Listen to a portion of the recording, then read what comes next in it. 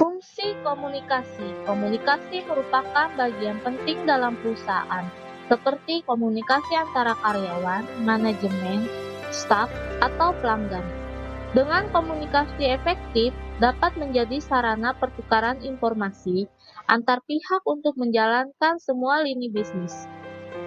Fungsi komunikasi dalam perusahaan terbagi menjadi dua, yaitu komunikasi internal dan eksternal. Komunikasi internal adalah komunikasi antara atasan, bawahan, dan rekan kerja. Fungsi komunikasi internal yang pertama adalah mengomunikasikan tujuan dari perusahaan antara pimpinan dengan karyawan.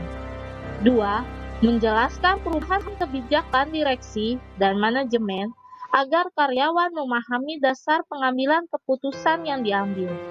Yang ketiga, membangun jaringan komunikasi interaktif antara karyawan, manajemen, dan direksi. Yang keempat, membantu terciptanya budaya perusahaan yang sesuai dengan visi organisasi. Yang kelima, membantu peningkatan rasa memiliki karyawan terhadap perusahaan. Fungsi komunikasi eksternal adalah komunikasi antar pihak eksternal dari perusahaan seperti konsumen, supplier, pemerintah, dan lainnya. Fungsi komunikasi eksternal yang pertama adalah menyiapkan sarana bagi publik untuk melihat perusahaan secara langsung. 2. Menyosialisasikan kebijakan perusahaan kepada publik. Yang ketiga, membantu pemasaran untuk menciptakan citra produk. 4. Menyosialisasikan prestasi yang dicapai oleh perusahaan.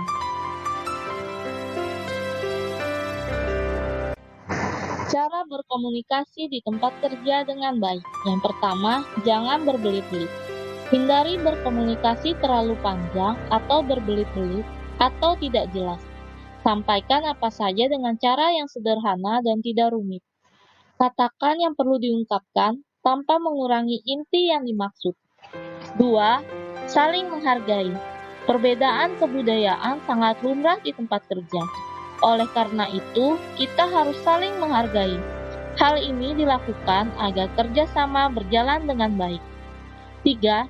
Feedback yang baik. Komunikasi di tempat kerja yang baik lainnya ialah dengan memberikan feedback. Setiap karyawan pastinya ingin dianggap. Ketika mereka telah berusaha keras untuk menyelesaikan pekerjaannya, Anda harus mengapresiasinya. Lakukanlah hal ini agar pekerjaan menjadi lebih baik. 4. Diplomasi untuk menyelesaikan konflik. Terkadang ada hal-hal yang tidak diharapkan terjadi di tempat kerja. Contohnya konflik. Perbedaan pendapat dan pengharapan bisa membawa pada konflik. Konflik yang berkepanjangan akan membawa pada ketidaknyamanan dalam lingkungan kerja. Jika sudah begitu, maka akan menurunkan produktivitas kinerja dalam perusahaan itu.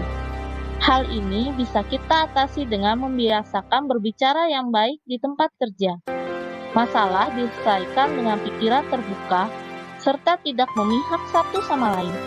Setiap karyawan harus menjalin hubungan yang baik supaya suasana kerja menjadi lebih nyaman serta pekerjaan bisa terselesaikan dengan baik.